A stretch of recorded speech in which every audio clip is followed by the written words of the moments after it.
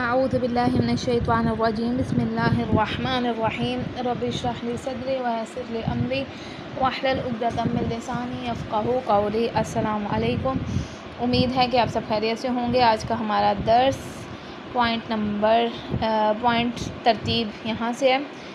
मसला नंबर 1095 कह रहे हैं, अगर कोई शख्स जानबूझकर नमाज की तरतीब उलट दे, मसलन अलहम से पहले सूरा पढ़ ले या रुकू से पहले सजदे पे जा लाए, तो उसकी नमाज बातिल है। क्योंकि हमें पता है नमाज में तरतीब का होना ज़रूरी है। अगर आपकी नमाज में तरतीब नहीं होगी तो आपकी नमाज बातिल हो जाएगी। तो कह रहे हैं, अगर कोई शख्स नमाज का कोई रुकन भूल जाए और इसके बाद का रुकन बजा लाए, मसलन रुकू करने से पहले सजदे बजा लाए, तो इसकी नमाज एहतियात वाजिब की बिना पर बातिल हो जाती है। क्योंकि रुकू एक रुकन है और अगर आप रुकन अंजाम नहीं देते तो आपकी नमाज बातिल हो जाती है। अगर कोई शख्स नमाज का कोई रुकन भूल जाए और ऐसी चीज़ बजा लाए जो इसके बाद हो और रुकन ना हो, मसलन इससे पहले के 2 सजदे करे, तशहुद पढ़ ले, तो ज़रूरी है कि रुकन बजा लाए और जो कुछ भूल कर इससे पहले पढ़ा हुआ है उसे दोबारा पढ़ ले। ठीक है, अगर रुकन नहीं था और आप भूल गए तो दोबारा से उसे कंटिन्यू करके पढ़ सकते हैं। ठीक है, अगर कोई शख्स पहला सजदा इस ख्याल से बजा लाए कि दूसरा सजदा है या दूसरा सजदा इस ख्याल से बजा लाए कि पहला सजदा है, तो इसकी नमाज सही है। इसका पहला सजदा और दूसरा सजदा ही शुमार होगा। ठीक है, इसके बाद कह रहे हैं मवालात। ज़रूरी है कि इंसान नमाज मवालात के साथ पढ़े, यानी नमाज के अफ़आल मसलन रुकू, सुजूद और तशहुद तवातुर और तसलसल के साथ बजा लाए, और जो चीज़ें भी नमाज में पढ़े मामूल के मुताबिक पैदा पे पढ़े, और अगर इनके दरमियान इतना फासला डाले कि लोग ये ना कहें कि नमाज़ पढ़ा है तो इसकी नमाज बातिल है। अब यहाँ पे ये कह रहे हैं, नमाज को हमने ठहर कर ही पढ़ना होता है, लेकिन इतना लंबा नहीं पढ़ना या इतना ना गैप हो कि आप लोगों को कोई यही ना कहे कि ये नमाज़ पढ़ रहा है। ठीक है, पढ़ें ताकि पूरी नमाज की शक्ल सूरत लगनी चाहिए कि नमाज ही पढ़ रहे हैं।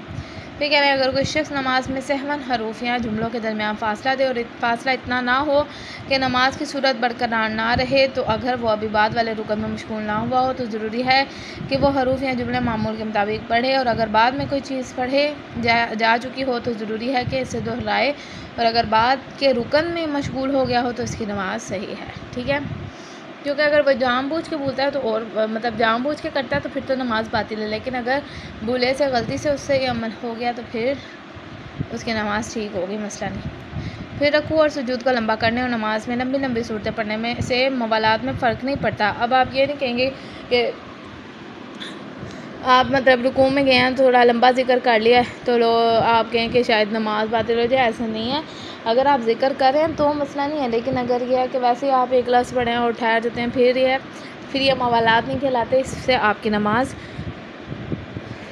बातिल हो जाती हैं। फिर कह रहे हैं, कनूत तमाम वाजिब और मुस्तहब नमाज़ों में दूसरे रकत के रुकू से पहले कनूत पढ़ना मुस्तहब है। मसलन नमाज शफ़ में ज़रूरी है कि इसे रिजा की नियत से पढ़ें, और नमाज वितर में भी बावजूद इसके कि एक रकत की होती है, रुकू से पहले कनूत पढ़ना मुस्तहब है। नमाज जुमा की हर रकत में एक कनूत, नमाज आयात में 5 कनूत, नमाज ईद उल फितर और कुर्बान की दोनों रकतों में मिलाकर चंद कनूत हैं जिनकी तफसील तज़किराए अपने मुकाम पर आएगा। ठीक है, यानी कनूत हम लोग नमाज़ों में जो पढ़ते हैं वो यहाँ पे सारे बयान हुए हैं कि कहाँ पर कनूत पढ़ा जाता है। दुआए कनूत मुस्तहब है कि कनूत पढ़ते वक्त हाथ चेहरे के सामने और हथेलियाँ एक दूसरे के साथ मिलाकर आसमान की तरफ रखें, और अंगूठों के अलावा बाकी उंगलियों को आपस में मिलाएं और निगाहें हथेलियों पर रखें, बल्कि एहतियात वाजिब के बिना पर हाथ उठाएं बगैर कनूत नहीं हो सकता सिवाय इसके कि मजबूरी हो।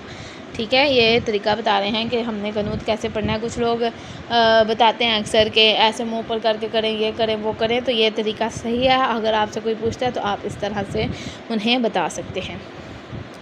कहना मुस्तहब है कि कनूत पढ़ते वक्त अपने चेहरे के सामने और हथेलियाँ कह रहे कनूत में इंसान जो जिक्र भी पढ़े एक दफ़ा सुब्हानल्लाह ही कहे काफ़ी है, और बेहतर है कि ये दुआ पढ़े ला इलाहा इल्लल्लाहुल हलीमुल करीम। ठीक है, ये वाली दुआ।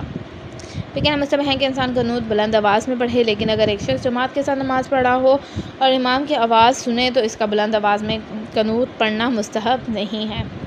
फिर कह रहे हैं, अगर कोई शख्स अमदन कनूत ना पढ़े और इसकी कज़ा नहीं है, और अगर भूल जाए इससे पहले कि रुकू की हद तक झुके इसे याद आ जाए, तो मुस्तहब है कि खड़ा हो जाए कनूत पढ़े, और अगर रुकू में याद आ जाए तो मुस्तहब है कि रुकू के बाद कज़ा करे और अगर सजदे में याद आए तो मुस्तहब है कि सलाम के बाद इसकी क़ज़ा करें, ठीक है। अगर वो भूल गया तो मसला नहीं है, तो क़ज़ा हो जाएगी। अगर जानबूझ के नहीं पढ़ता तो फिर वो उसकी अपनी मर्ज़ी है, उसकी क़ज़ा नहीं है। अच्छा जी, उसके बाद कह रहे हैं नमाज का तर्जमा। सूरह अल-हम्द का तर्जमा है, ये मैं आप लोगों से सुनूंगी, याद करके आना है ज़ुबानी, ठीक है। सूरह इखलास का तर्जमा, ये भी मैं आप लोगों से ज़ुबानी सुनूंगी, याद करके आना है। और रुकू और सुजूद के बाद की मुस्तहब अस्कार का तर्जमा, चलें यहाँ तक याद करके आइएगा ताकि आगे फिर हम आराम आराम से याद कर लेंगे। याद करवाने का मकसद ये है कि जब हम नमाज़ पढ़ें तो फिर हमारे ज़हन में जो भी हम आयत या जो भी हम अज़कार पढ़े हैं उनका तर्जमा हो, तो ये खुशू व खुज़ू की निशानी होती है कि अल्लाह हमारी नमाज़ को कबूल करें। हमारा ध्यान इधर उधर नहीं जाता, हमारा ध्यान सिर्फ़